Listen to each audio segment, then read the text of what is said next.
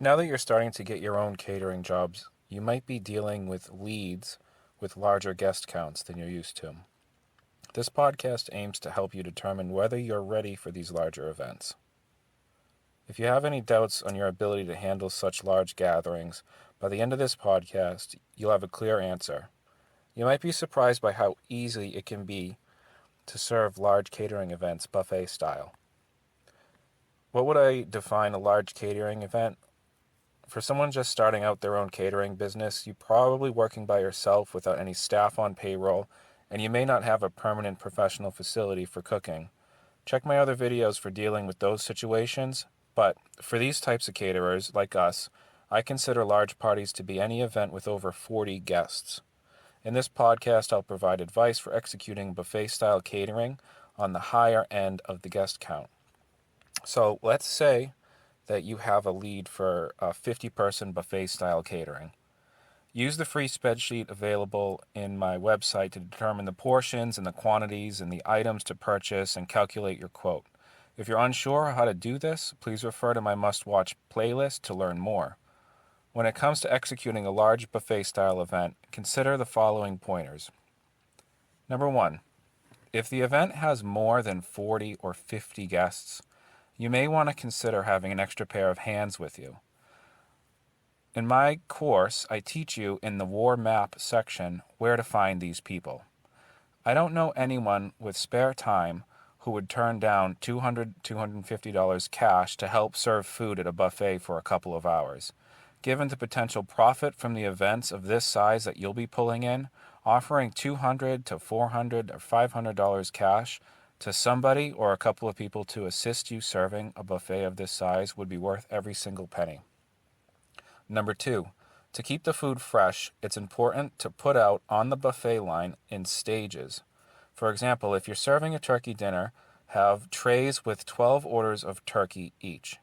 When the trays get low, replenish them as the guests gather their food.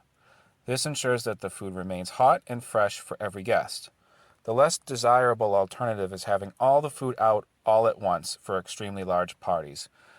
With these extremely large parties, the lines get long and they take longer to get through the buffet, and you run the risk of having the guests get cold or stale food. Serving in batches prevents this. Number 3, as parties get larger, like 60 people or more, consider using multiple buffet lines to prevent long wait times. You can set up the buffet table in the center of the room and place tongs on either side of the chafing dishes so guests can approach from both sides, creating a 2-line buffet. For even larger parties, set up a second line of buffet tables, double-sided as well, and you'll have 4 buffet lines. Having an assistant to help you replenish the buffet in a timely manner becomes a requirement at this stage because of the amount of chafers and how quickly the people are going through the buffet. Number 4, keep track of the amount of food you serve. Inform your clients in your banquet event order contracts that the guaranteed guest count cannot be reduced after a certain date. Track the guest count through head count, plate count, or beverage count, and use this data to determine how many guests you've served. Be mindful of penny pinching for just a few guests. So you're counting the plates at the beginning of the buffet, or when everyone arrives to the event and they're sitting down, you count all the heads in the room. Or if you're serving like a canned beverage or something, you also count the amount of beverages that you put out and the amount of beverages that were taken. So you have 3 different sets of data that you can use to determine how many people actually went through the buffet. If a lot more people went through the buffet than was guaranteed and you actually served them food, then you may want to consider charging for those additional people. But if less people showed up, I'll tell you what to do at the end of this video. Number 5, I recommend preparing at least 10% more food than the guaranteed guest count.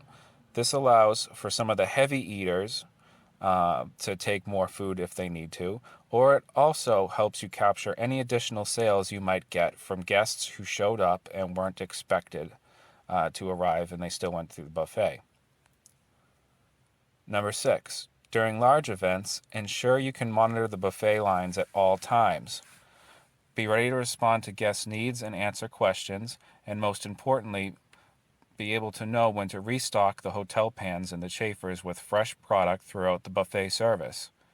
If you can't manage this with your current staff situation, consider finding additional help before it's too late.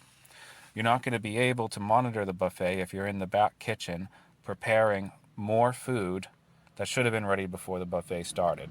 Everything needs to be hot and ready and kept warm, and when the buffet begins, you need to be monitoring it, replenishing it, or guiding your helpful staff to replenish it as things get low. These are my best pointers for executing large buffet-style events for your catering business.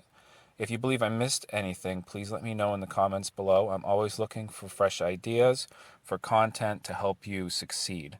You can subscribe to the video to get notifications every time I release a new podcast about starting your own catering business. You can also check out my full course. The link is in the description and on my website if you want to get the full package.